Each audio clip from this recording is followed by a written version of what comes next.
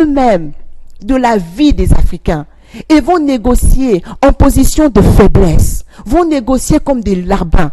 Certains d'entre eux, quand Vladimir Poutine passait, on voyait dans leur regard, leurs yeux s'étincelaient, comme des enfants qui arrivent à Disneyland et qui voient leur héros, mais alors qu'ils sont censés être des chefs d'État au même niveau. C'est cela, ces représentants qui sont des larbins. C'est pour cela que j'ai parlé de ces dictatures. Ces gens ne représentent pas valablement notre continent. Les autorités gabonaises qui sont parties ne représentaient pas notre pays, parce que déjà ce sont des gens qui ne sont pas élus, et ce gouvernement-là, ces dirigeants-là, ce sont des braqueurs, ils pillent leur propre État, et donc dans ce contexte, ils permettent à d'autres de venir piller, tant que eux ils peuvent en retirer un bénéfice pour eux-mêmes et pas pour leur peuple. Voilà notre problème.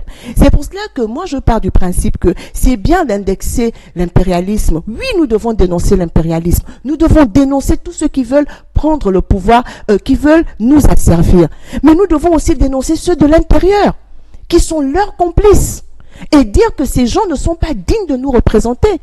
Et voilà ce que moi je suis allé dire à Sochi. Et ce que je suis allé dire aussi à Sochi, c'est de mettre la Russie en garde et de leur dire, si vous voulez commercer avec nous, et que cette question de la transparence des élections n'est pas réglée, cette question de la confiscation du pouvoir, de la perpétuation au pouvoir, la modification des constitutions, tout le monde veut faire un troisième mandat. Si vous pensez que c'est de la rigolade, vos investissements ne sont pas en sécurité. Parce que les peuples sont en train de se révolter et ils continueront de se révolter jusqu'à ce qu'ils aient leur liberté. Autant Poutine est souverainiste parce qu'il dit qu'il se bat pour la Russie, autant qu'il sache que nous aussi nous sommes des souverainistes et nous nous battrons pour nos États avec les moyens qui sont les nôtres. Maintenant, pour parler de l'armée, on m'a dit oui, la Russie vend des armes à l'Afrique. Il va avoir près de 3,5 milliards d'euros de vente d'armes fin 2019. A annoncé donc l'agence russe chargée de l'export des armes. Lorsque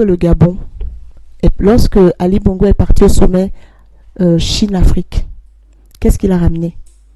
Un contrat de vente d'armes. Les démocraties du monde vendent les armes. Une armée régulière, je ne parle pas des milices, toutes les armées régulières dans le monde s'équipent en armes. Parce que le rôle d'une armée, c'est d'abord d'être prête à défendre son territoire. Le rôle d'une armée, c'est être prête à défendre son peuple contre une agression. Et donc, pour cela, les armées s'arment. Malheureusement, dans des pays qui dysfonctionnent, comme le Gabon, l'armée, plutôt que de protéger le peuple, protège le dictateur et la dictature et se retourne contre le peuple. Mais est-ce pour autant qu'on va définir de manière absolue que les pays n'ont pas le droit d'avoir des armes? Ce serait utopique.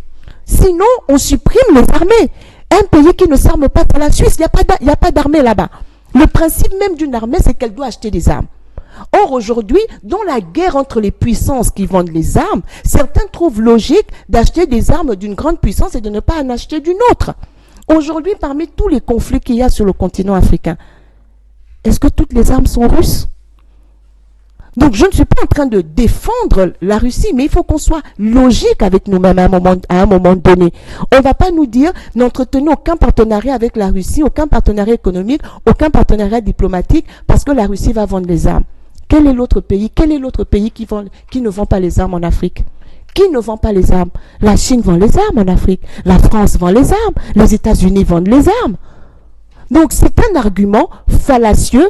C'est comme s'il y a un désir de conserver l'Afrique dans un giron et qu'elle ne s'ouvre pas à d'autres partenaires. Or, aujourd'hui, pour tous les pays du monde, la meilleure stratégie de développement est une stratégie de diversification. Donc il n'y a pas de raison qu'un pays comme le Gabon ne s'inscrive pas dans cette stratégie de diversification. Au Gabon, il y a toujours eu plusieurs entreprises, par exemple. Quand je prends le pétrole, mais Shell, qui a exploité le pétrole au Gabon jusqu'à un passé très récent avant de se retirer, n'est pas une compagnie française. Il y avait Total, il y avait Shell, il y avait d'autres compagnies, parce que la stratégie, c'est la diversification des partenaires. Et quand on diversifie ses partenaires, la Russie a sa place dans cette diversification des partenaires, à condition que le pays qui tisse le partenariat négocie un partenariat gagnant-gagnant. C'est le pays qui négocie son partenariat qui sait ce qu'il veut. Si les gens vont acheter des armes dans l'intention de les retourner contre leur propre peuple, que voulez-vous que ça fasse à la Russie? Elle commerce, elle veut vendre. Donc la difficulté se trouve encore une fois de notre côté, ceux qui nous représentent. Nous avons vu nos pays, un pays comme le Gabon, aller solliciter l'aide publique au développement, mais on a vu cette aide publique au développement finir dans les comptes bancaires, dans des paradis fiscaux. Aujourd'hui, le Gabon est un pays qui est endetté à 60% de son produit intérieur brut. Vous allez faire le reproche à ceux qui ont prêté de l'argent au Gabon parce que ceux qui sont allés endetter le Gabon ont détourné tout l'argent de la dette.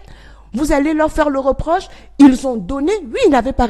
Les premiers responsables, c'est ceux qui endettent le pays et détournent l'argent de la dette. Au point qu'on se retrouve avec un pays comme le Gabon où pendant 10 ans, aucune école n'a été construite et que les enfants s'asseyent à même le sol. Oui, on va aller dire à l'Agence française de développement, elle soutient les dictateurs. C'est vrai. On va lui dire que oui, elle donne de l'argent, on ne voit pas où va cet argent. On va s'en plaindre. Mais on ne doit pas oublier ceux qui, dans nos propres pays, nous enfoncent.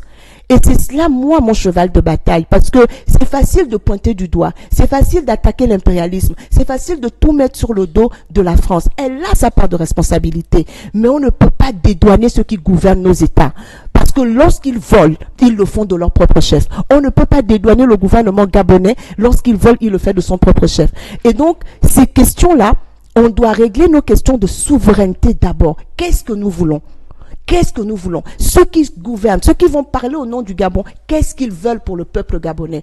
Et c'est en fonction de cela que vos partenaires, on est dans un monde d'intérêts. Si vous ne défendez pas vos propres intérêts, les autres, ils grappillent jusque là où ils peuvent grappiller. Donc, c'est à chacun de tisser un partenariat en préservant ses intérêts le plus possible. Sinon, on ne signe pas.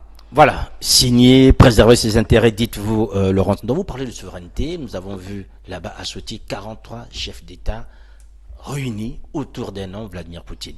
Or, si on va extrapoler un peu, en parlant de richesse et de partenariat, ces pays sont plus riches que la Russie. Bien sûr. Fallait-il aller en Russie ou bien pourquoi ce type d'événements ne se font pas sur le continent? Ce type d'événements ne se font pas sur le continent simplement parce qu'ils ne sont pas à l'initiative du continent. Parce que le continent africain ne sait pas encore parler d'une même voix. C'est ça le problème. Ça veut dire que, sauf que d'autres voient le potentiel de l'Afrique. La Russie, ce qu'elle a fait en organisant ce sommet Russie-Afrique, excusez-moi, c'est le premier, mais ce n'est pas de la philanthropie. Ce n'est pas de la philanthropie. La Russie n'a pas fait ça pour nos beaux yeux. La Russie le fait pour son positionnement stratégique et économique. Elle cherche ses intérêts. Donc aujourd'hui, on a eu le sommet Chine-Afrique. On a le sommet France-Afrique qu'ils appellent maintenant Afrique-France. Il y a aussi les États-Unis qui reçoivent souvent les pays africains dans le cadre de la Goa. Donc, tout le monde vient parce qu'on voit bien le potentiel de l'Afrique. Mais on a comme l'impression que ceux qui gouvernent certains pays africains ne voient pas leur propre potentiel.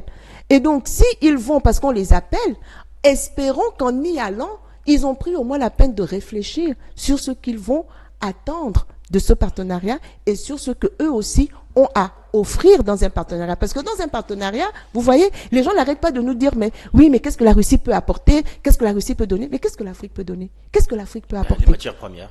C'est tout ce qu'ils veulent, les matières premières. Mais non, comment l'Afrique s'inscrit dans cela? C'est à l'Afrique, c'est au président, à ceux qui sont allés représenter l'Afrique au niveau politique, ceux qui sont allés signer les contrats, c'est à eux de savoir ce qu'ils veulent. C'est à eux de savoir ce qu'ils veulent. Si vous n'êtes pas capable de protéger vos intérêts, ne demandez pas aux autres de le faire à votre place. Si vous livrez à la vindicte populaire vos propres populations, vous les livrez aux multinationales, vous les livrez à des contrats léonins, parce que derrière vous, en tant qu'individu, vous gagnez un pourcentage dans la corruption ou dans les commissions, celui qui vous corrompt a tort. Mais le corrompu aussi a tort. Les deux sont en réalité du tabac de la même pipe. Et c'est peut-être ça aujourd'hui le malheur de l'Afrique. C'est qu'il y a encore parmi nous des hommes et des femmes qui ne sont pas capables de mettre les intérêts du continent, les intérêts de leur peuple au-dessus de leur intérêt personnel. Et c'est cela aujourd'hui qui fait que nous nous retrouvons encore en grande difficulté.